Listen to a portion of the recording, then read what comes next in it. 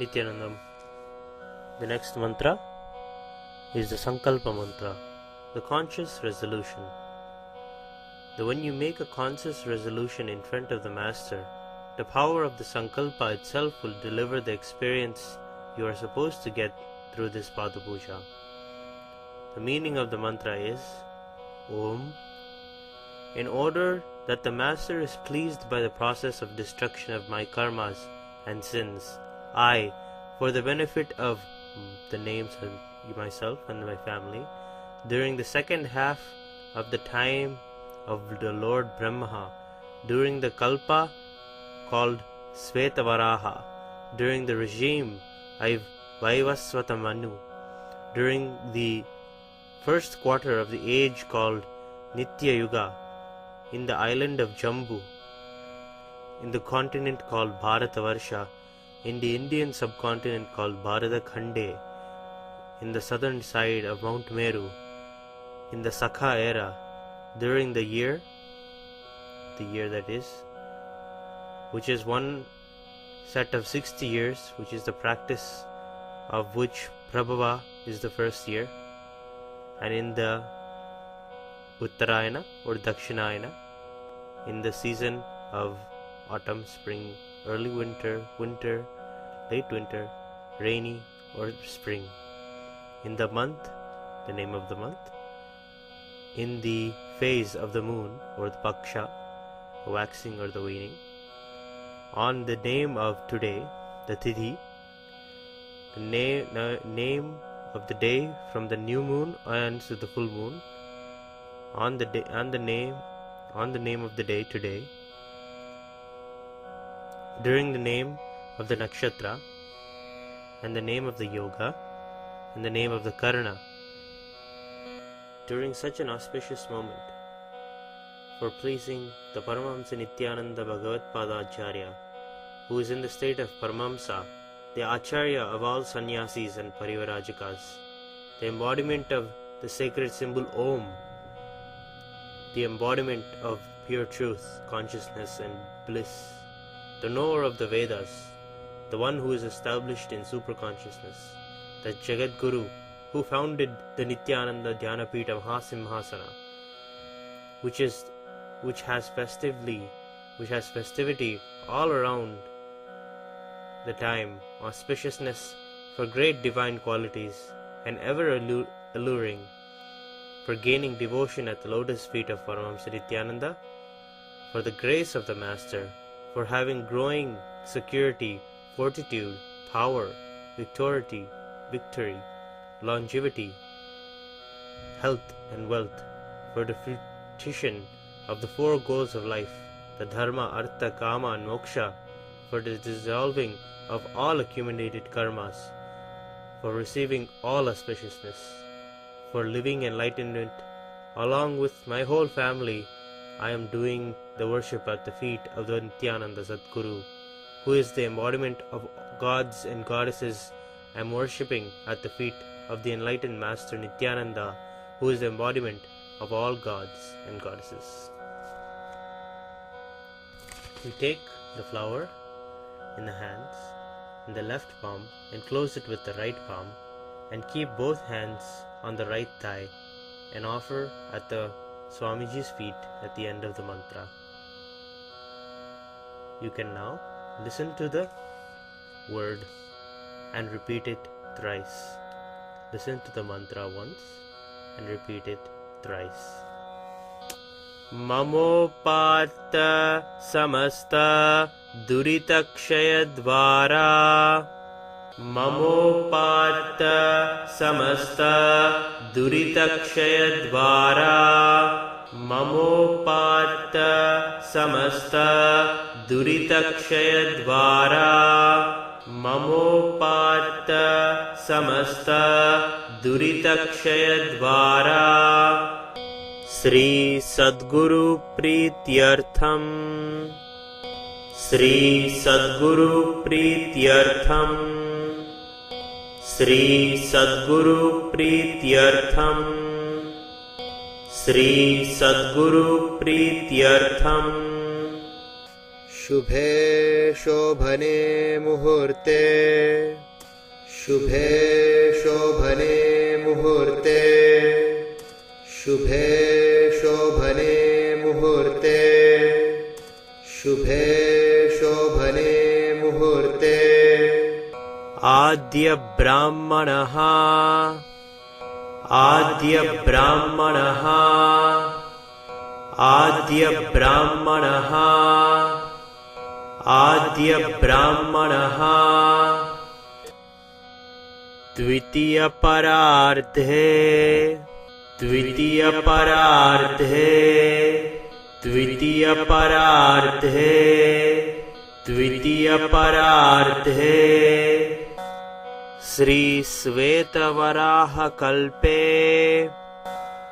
श्री श्वेतवराह कल्पे श्री श्वेतवराह कल्पे श्री श्वेतवराह कल्पे वैवस्वत मन्वन्तरे वैवस्वत मन्वन्तरे वैवस्वत मन्वन्तरे वैवस्वत मन्वन्तरे नित्ययुगे प्रथमे पादे नित्ययुगे प्रथमे पादे नित्ययुगे प्रथमे पादे नित्ययुगे प्रथमे पादे जम्बूद्वीपे भारतवर्षे भरतखण्डे जम्बूद्वीपे भारतवर्षे भरतखण्डे जम्बूद्वीपे भारतवर्षे भरतखण्डे जम्बूद्वीपे भारतवर्षे भरतखण्डे मेरोः दक्षिणे पार्श्वे मेरोः दक्षिणे पार्श्वे मेरोः दक्षिणे पार्श्वे मेरोः दक्षिणे पार्श्वे शकाब्धे अस्मिन् वर्तमाने व्यवहारिके शकाब्धे अस्मिन् वर्तमाने व्यवहारिके शकाब्धे अस्मिन् वर्तमाने व्यवहारिके शकाब्धे अस्मिन् वर्तमाने व्यवहारिके नाम संवत्सरे आयने ऋतौ मासे पक्षे शुभतिथौ नाम संवत्सरे आयने ऋतौ मासे पक्षे शुभतिथौ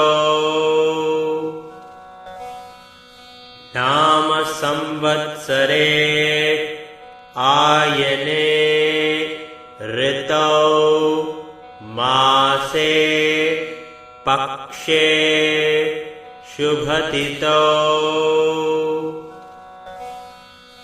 नाम संवत्सरे आयने ऋतौ मासे पक्षे शुभतिथौ वासरयुक्तायां नक्षत्र योग करण वासरयुक्तायां नक्षत्र योग करण वासरयुक्तायां नक्षत्र योग करण वासरयुक्तायां नक्षत्र योग करण. A video about how to read the Vedic calendar will be posted soon. You can see that video to learn how to fill in the blanks for the Vasara, Nakshatra, Yoga, Karana, Mase, Pakshe and all of these. Evam guna visheshana vishisthayam asyam subhatito. एवं गुण विशेषण विशिष्टायां अस्यां सुभतितो. एवं गुण विशेषण विशिष्टायां अस्यां सुभतितो. एवं गुण विशेषण विशिष्टायां asyam subhatito. When reading the participants of the Pada Puja's names, we need to have the information about their gotra, their gender, their nakshatra and their rashi. For men, you will say namadheyasya. For women, you will say Namyaha. A video explaining about the various names for your Rashi in different languages will be uploaded soon, as well as a video explaining the Sanskrit names of your Nakshatra and what a Gotra is. After chanting all the names of the family, you will chant Sakutumbhasya Srimat Paramahamsa Parivarajakaacharya. Srimat Paramahamsa Parivarajakaacharya. Srimat Paramahamsa Parivarajakaacharya. Srimat Paramahamsa Parivarajakaacharya. Satchitananda Pranavaswarupa. Satchitananda Pranavaswarupa. Satchitananda Pranavaswarupa. Satchitananda Pranavaswarupa. Shrotriya Brahmanistha. Shrotriya Brahmanistha. Shrotriya Brahmanistha. Shrotriya Brahmanistha. Nityotsava Nityamangala Nityakalyana. Nityotsava Nityamangala Nityakalyana. Nityotsava Nityamangala Nityakalyana. Nityotsava Nityamangala Nityakalyana. Nityarachita Nityananda Dhyana Pita. Nityarachita Nityananda Dhyana Pita. Nityarachita Nityananda Dhyana Pita. Nityarachita Nityananda Dhyana Pita. Mahasamsthana महासिंहासन पीठकत्र Mahasamsthana महासिंहासन पीठकत्र Mahasamsthana महासिंहासन पीठकत्र Mahasamsthana महासिंहासन पीठकत्र जगद्गुरु श्री श्री श्री नित्यानंद भगवत पादाचार्य प्रीत्यर्थम। जगद्गुरु श्री श्री श्री नित्यानंद भगवत पादाचार्य प्रीत्यर्थम। जगद्गुरु श्री श्री श्री नित्यानंद भगवत पादाचार्य प्रीत्यर्थम। जगद्गुरु श्री श्री श्री नित्यानंद भगवत पादाचार्य प्रीत्यर्थम। परमहंस नित्यानंद पादारविन्दयोः भक्ति सिद्ध्यर्थम। परमहंस नित्यानंद पादारविन्दयोः भक्ति सिद्ध्यर्थम। परमहंस नित्यानंद पादारविन्दयोः भक्ति सिद्ध्यर्थम। परमहंस नित्यानंद पादारविन्दयोः भक्ति सिद्ध्यर्थम। गुरुकृपा कटाक्ष सिद्ध्यर्थम। गुरुकृपा कटाक्ष सिद्ध्यर्थम। गुरुकृपा कटाक्ष सिद्ध्यर्थम। गुरुकृपा कटाक्ष सिद्ध्यर्थम। क्षेम स्थैर्य वीर्य विजय आयुरारोग्य।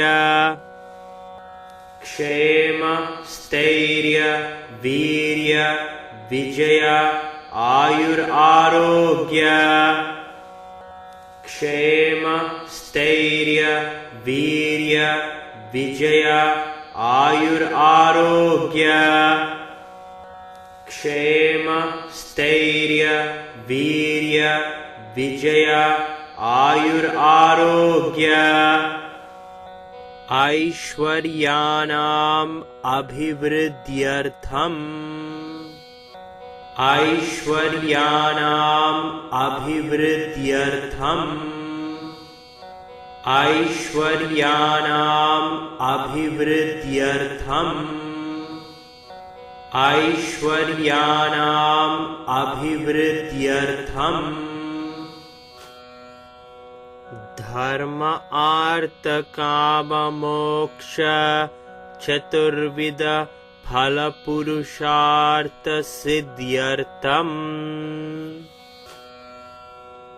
धर्म आर्थ काम मोक्ष चतुर्विध फल पुरुषार्थ सिद्ध्यर्थम। धर्म आर्थ काम मोक्ष चतुर्विध फल पुरुषार्थ सिद्ध्यर्थम।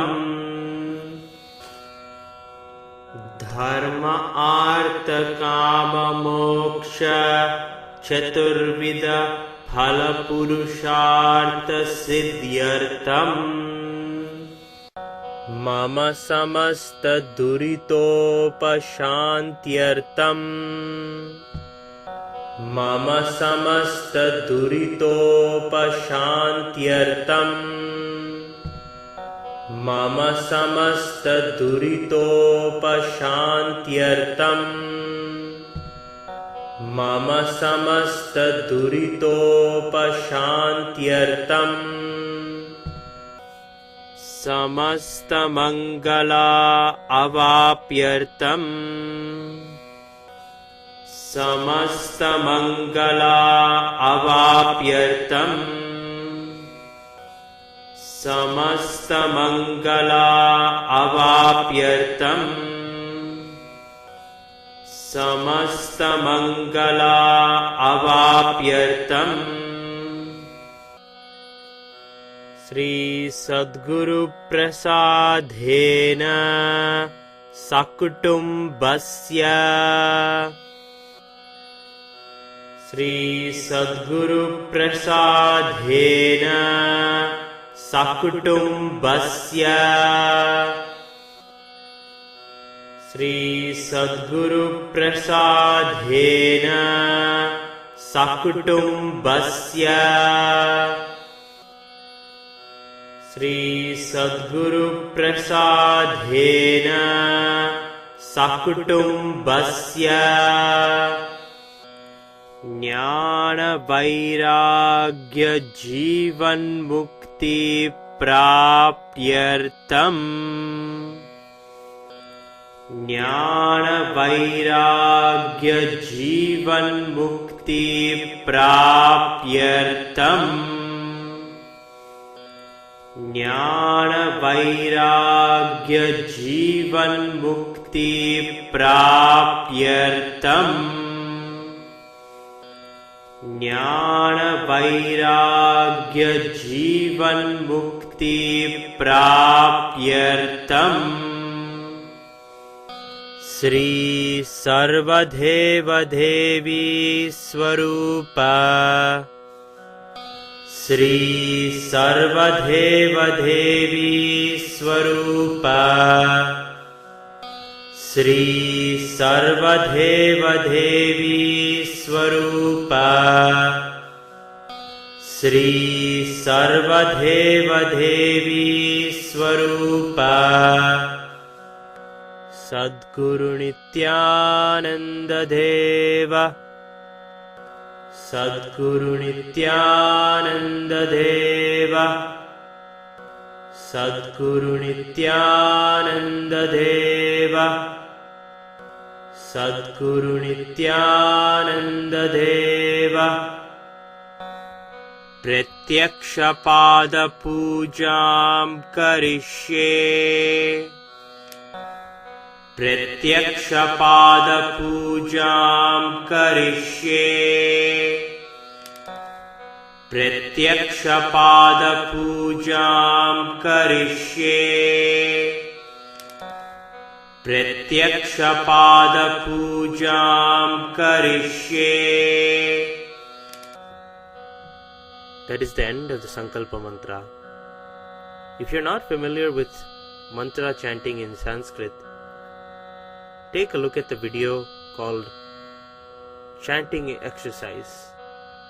Practice those mantras, those syllables, and you will be able to chant Sanskrit mantras and learn them faster.